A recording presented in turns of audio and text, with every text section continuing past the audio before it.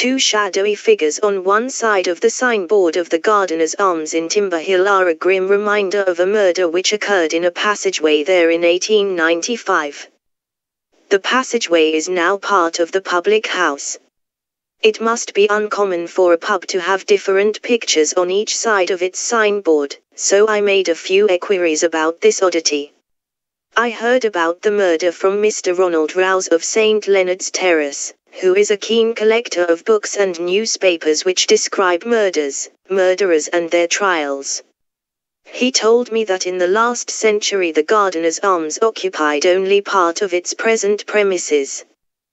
There was a passage where the pub's central door is now, and a shop on the other side of that passage. The landlady's daughter was living at the pub, having left her husband, Frank Miles, a former hussar and then working as a brewery labourer with Morgan's Brewery.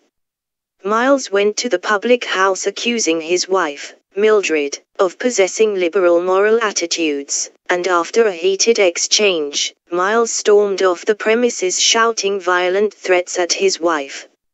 At 9 o'clock the next morning, Mildred's mother heard screams coming from the passage by the pub. She hurried down and found her daughter lying in a pool of blood, and Miles standing by the door that led into the passage. He had beaten her about the head with a sharp metal bar, called a brewer's bung picker, which was used to get the bungs out of the beer barrels. Mildred was taken to hospital. She refused to have her hair removed so that a close examination of her injuries could be carried out. After having her wounds dressed she was discharged and returned to the pub. However, she complained of great pain and was treated in hospital again. She was discharged for a second time, but readmitted a few days later and died in her hospital bed. She was later found to have had a fractured skull. Miles was sentenced to death at his trial, but his mother organized a petition to have the sentence commuted. There was a considerable sympathy for Miles. The upstanding husband deserted by his easy-living wife was seen as an unfortunate victim of circumstance by many Victorians.